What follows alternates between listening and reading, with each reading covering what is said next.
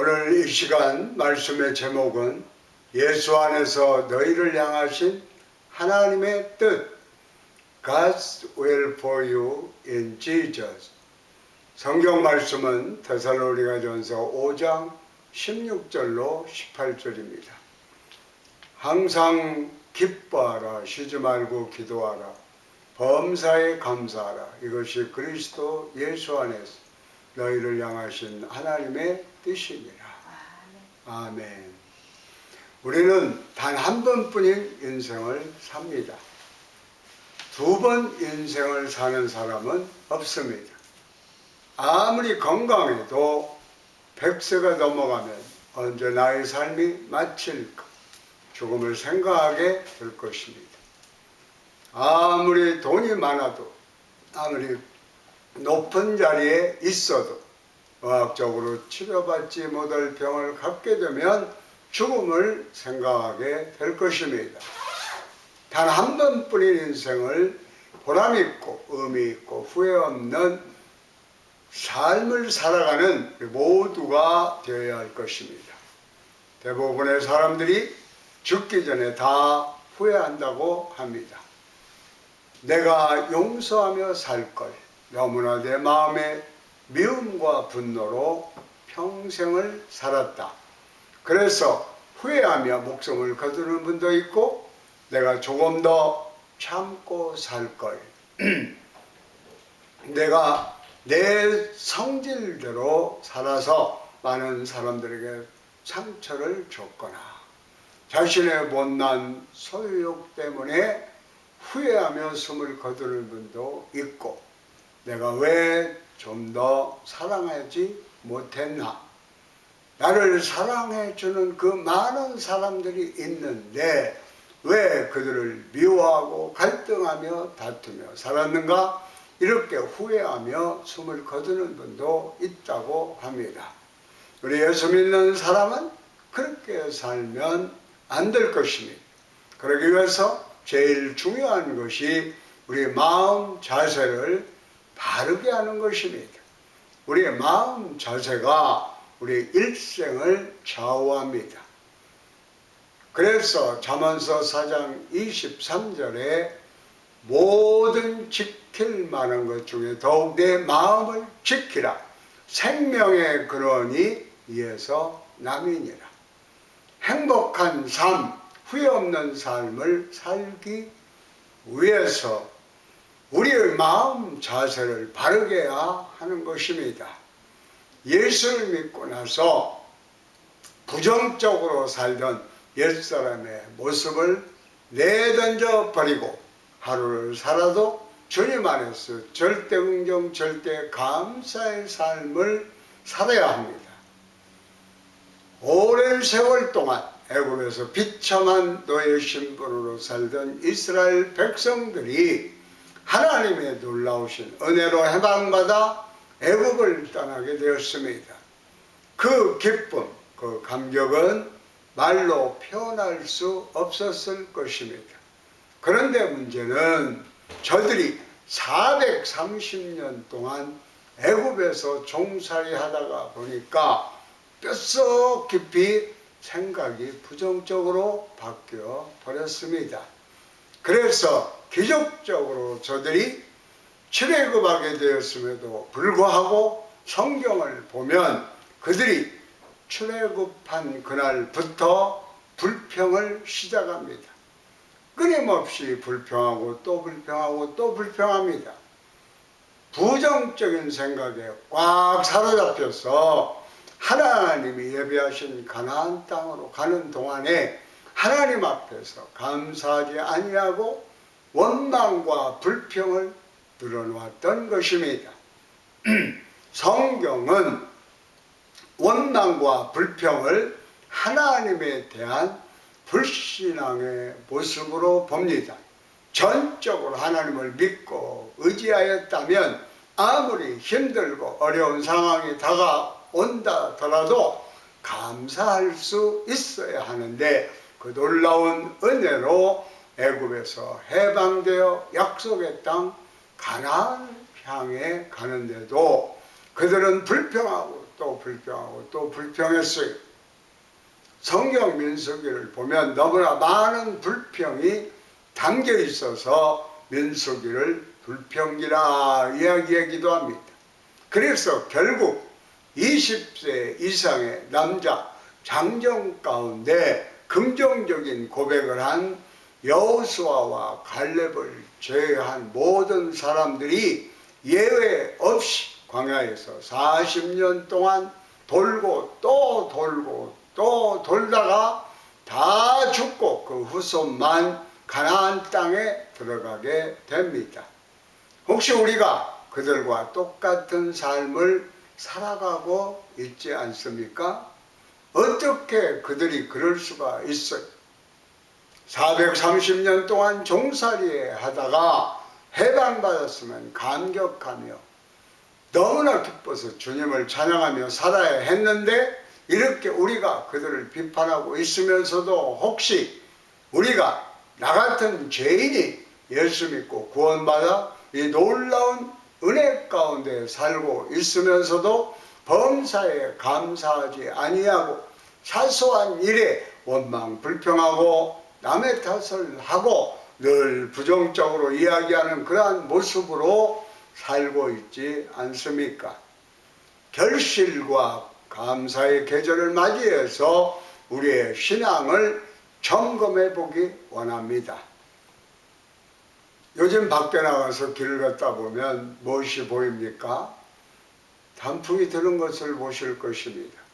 추수의 계절, 결실의 계절이 되면 나무 잎사귀도 아름다운 색깔로 변화되면서 이제 한 해를 마무리할 때가 되었습니다. 그렇게 고백을 하는데 우리가 단풍 드는 나무보다도 못하게 주님 앞에 감사한 모습을 나타내지 못하고 원망과 불평으로 살고 있다면 우리는 철저하게 반성하고 우리의 신앙 자세를 바꿔야 할 것입니다. 그래서 첫째로 절대 긍정의 신앙입니다. 우리가 무장해야 될 신앙이 절대 긍정적인 신앙입니다. 절대 긍정의 신앙, 그래서 성경은 말씀합니다. 데살로니가전서 5장 16절에 항상 기뻐하라. 긍정적인 신앙 자세의 모습이 기쁨입니다. 기쁨, 부정적인 마음 자세가 마음 가운데 기쁨과 평안함을 빼앗아가는 것입니다. 마음의 기쁨이 사라지니까 염려, 근심, 걱정, 불안, 초조, 미움, 분노로 뒤덮인 삶을 살게 되는 것입니다. 사도 바울은 자기가 절망의 감옥에 살고 있으면서도 오히려 감옥 밖에 있는 빌립보 교인들에게 편지를 보내며 기뻐하라고 했습니다. 사실 거꾸로 감옥 밖에 있는 사람들이 감옥 안에 있는 사람을 위로해줘야 하는데 사도 바울은 그 더럽고 냄새나고 춥고 불편한 감옥에 갇혔으면서도 감옥 밖에 있는 빌립보 교인들에게 기뻐하라고 권면합니다. 성경 빌립보서 4장 4절입니다. 주 안에서 항상 기뻐하라. 내가 다시 말하노니 기뻐하라. 기뻐하라고 2번이나 강조합니다. 기뻐하라, 기뻐하라. 아무리 힘들고 어려워도 주님 안에서 기뻐하고 감사하라. 아멘, 할렐루야. 그렇게 될 때에 하나님께서 우리의 마음의 소원을 이루어 주시고 놀라운 은혜와 축복을 부어주시는 것입니다. 시편 37편 4절입니다. 또 야훼를 기뻐하라. 그가 내 마음의 소원을 내게 이루어 주시리로다. 주님 안에서 기뻐하고 감사하면 주님이 우리 마음의 소원을 이루어 주신다고 약속해 주셨습니다. 그럼에도 불구하고 우리는 입을 열면 원망하고 불평하고 남탓하고 미워하고 분노하며 살았던 연약한 모습을 우리는 회개해야 합니다. 절대 긍정의 신앙으로 무장해서 우리 마음의 기쁨과 평안함이 넘쳐야 합니다. 하나님의 말씀대로 살면 건강하게 오래 살 수가 있습니다. 바로 오늘 주신 말씀 한마디만 우리가 기억하고 그 말씀만 마음판에 새기고 지키면서 살면 마음의 기쁨과 평안함 가운데 기뻐해도 되고 그렇게 하지 않아도 된다 이렇게 생각하면 안 됩니다. 명령형으로 기뻐하라 그랬으면 제가 어느 의사 선생님의 강연을 듣는데 그런 얘기를 해요. 건강의 비법에 대해서 잘 먹고 잘 살고 그 다음에 운동해주고 다 중요합니다. 그러나 그것보다도 더 중요한 것은 마인드 컨트롤입니다. 기뻐하고 감사하고 살면 건강해집니다 라고 말하는 것을 들었습니다. 여러분 성경 말씀 들어지지 않습니까? 이렇게 마음에 기뻐하고 즐거워하면 평안함이 넘쳐나요. 바로 그 비결이 성령 충만함을 받을 때 성령의 열매가 맺혀져서 그 맺혀지는 첫 번째 열매가 사랑이고 두 번째 열매가 희락 기쁨이고 세 번째 열매가 화평 평안인 것입니다. 갈라디아서 5장 22절은 말씀합니다. 오직 성령의 열매는 사랑과 희락과 화평과 오래 참음과 자비와 양성과 충성과 그 다음은 온유와 절제이죠. 늘 성령으로 충만해서 마음의 기쁨이 넘쳐나고 주님의 평안함이 충만하기를 주님의 이름으로 축원합니다. 마음을 지키고 기쁨과 평안함을 유지하는 사람들만이 성공적인 삶을 살 수가 있습니다. 자기의 감정 하나 다스리지 못하고 쉽게 상처받고 낙심하고 분노하는 사람들은 성공적인 삶을 살 수가 없습니다. 지금 이 시간 우리 마음의 자세를 바꿔야 합니다. 절대 긍정으로 바꾸는 주님의 이름으로 축원합니다. 둘째로 절대 긍정의 기도입니다. 기쁨을 뒷받침하는 것이 바로 우리의 기도입니다.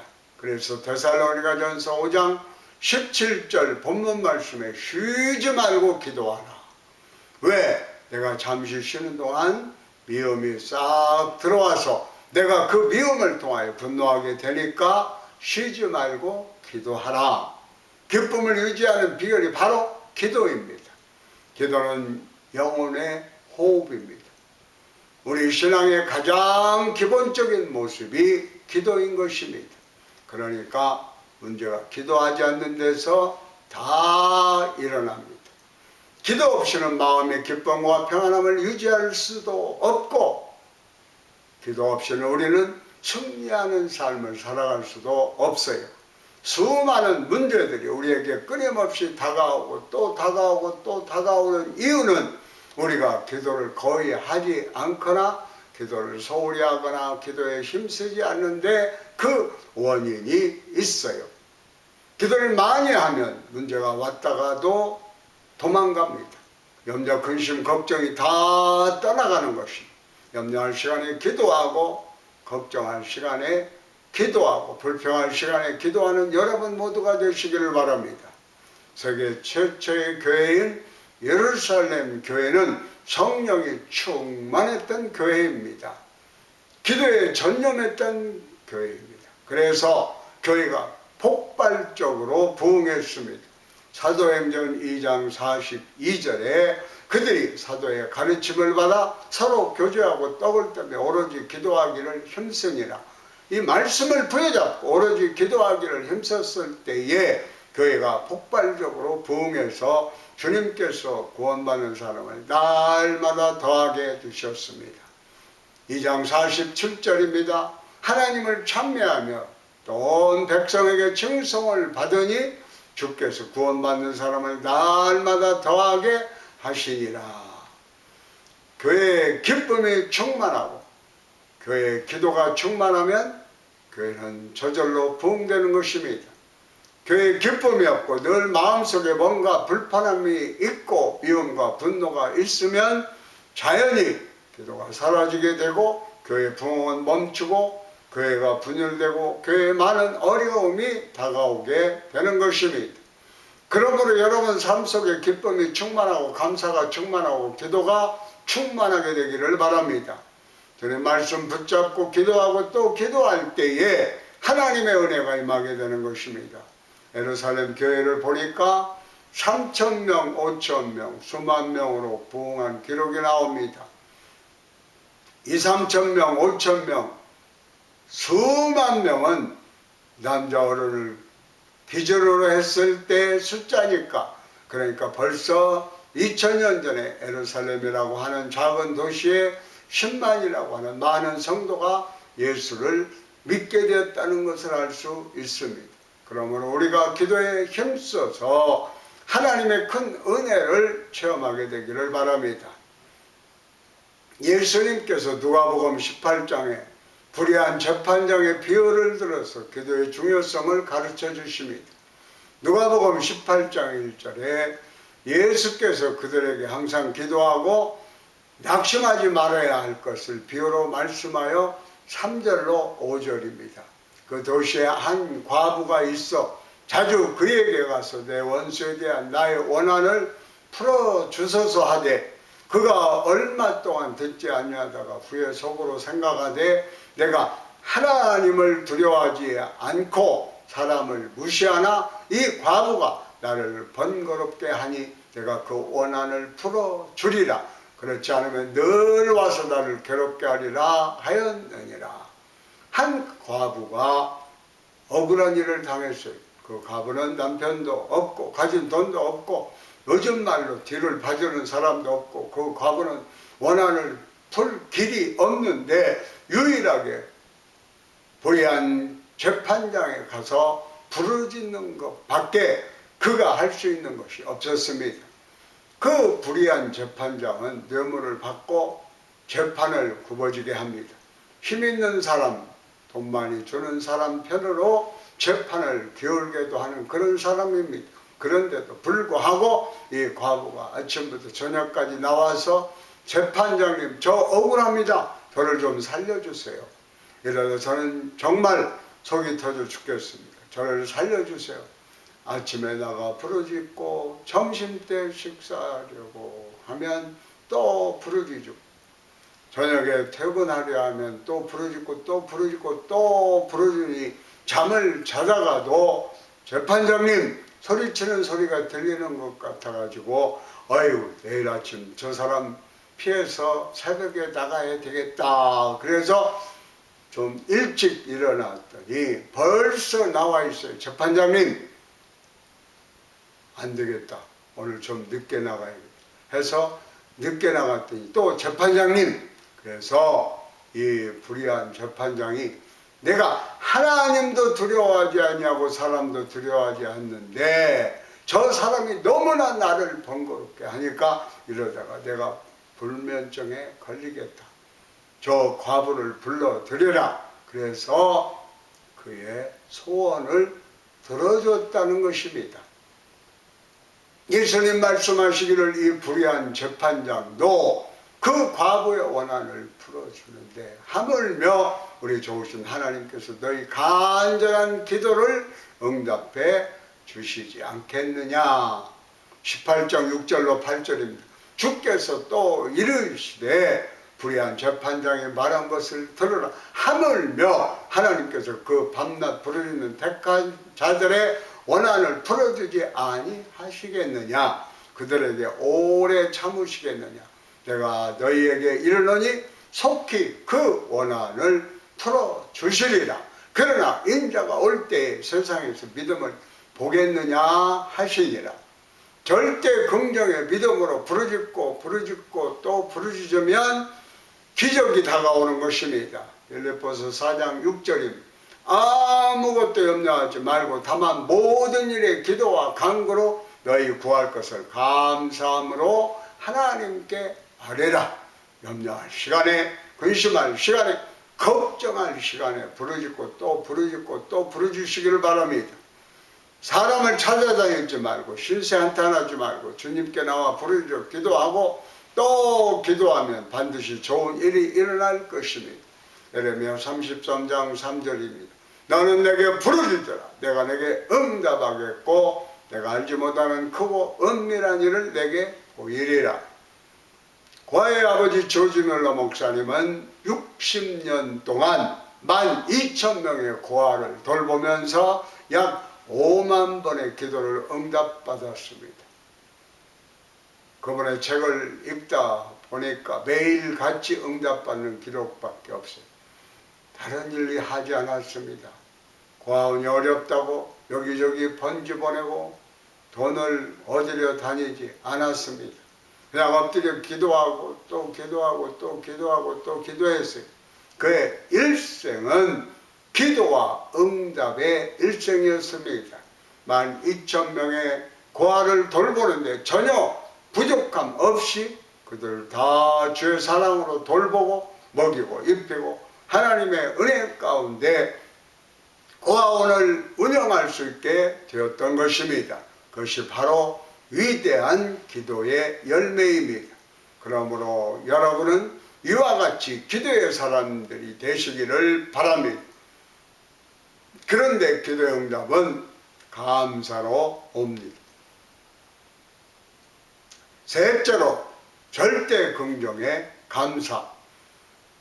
우리에게 필요한 것이 절대 긍정의 감사입니다. 오늘 본문 말씀에 범사에 감사하라. 이것이 그리스도 예수 안에서 너희를 향하신 하나님의 뜻이니라. 그리스도 예수 안에서 너희를 향하신 하나님의 뜻이 무엇이라고요? 기뻐하는 거, 기도하는 거, 범사에 감사하는 것이다. 그랬습니다. 명령이라고 하는 것은 무조건 지켜야 돼요. 성경에 꼭 해야 할 일은 명령형으로 말씀하고 있습니다.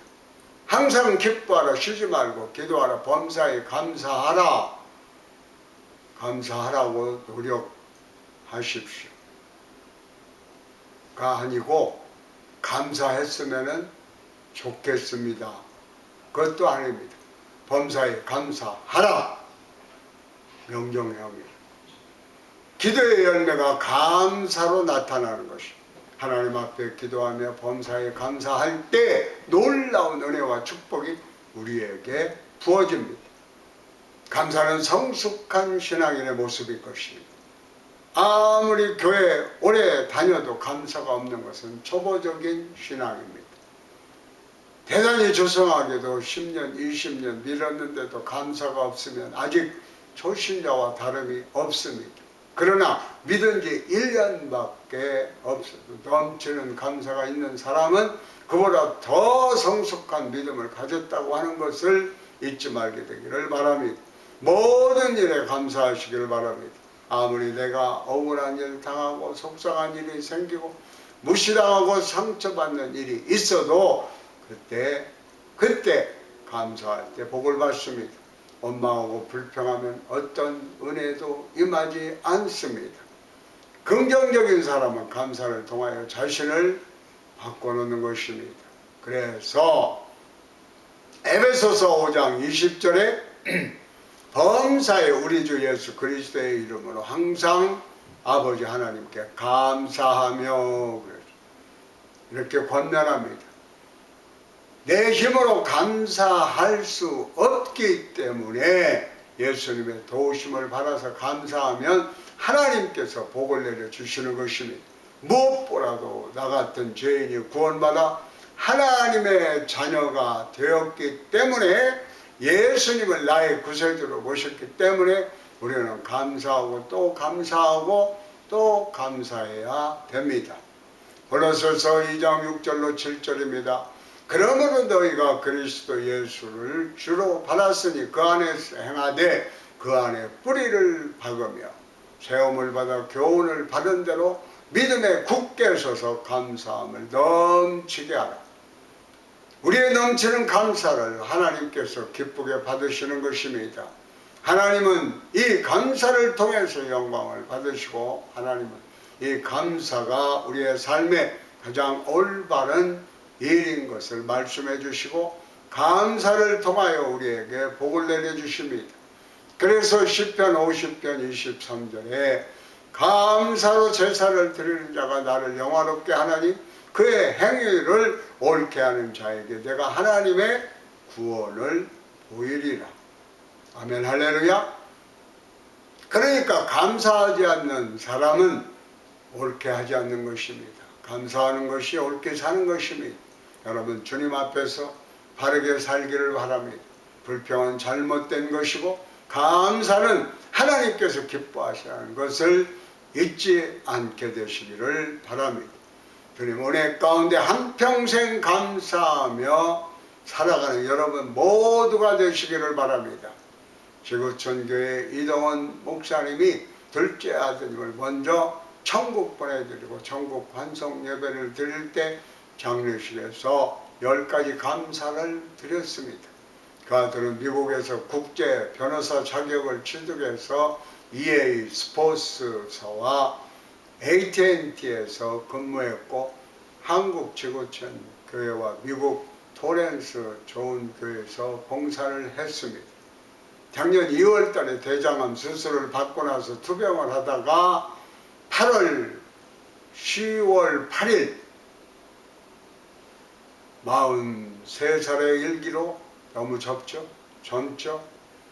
43살의 일기로 10살 난 아들 남겨놓고 부인과 아들 남겨놓고 하나님의 부르심을 받고 천국으로 갔습니다. 부모님이 먼저 세상을 떠나면 땅에 묻지만 자식이 먼저 세상을 떠나면 가슴에 묻는다고 했습니다. 여러분 사랑하는 아들이 부모보다 앞서 세상을 떠났을 때 장례식장에서 감사할 수 있겠습니까?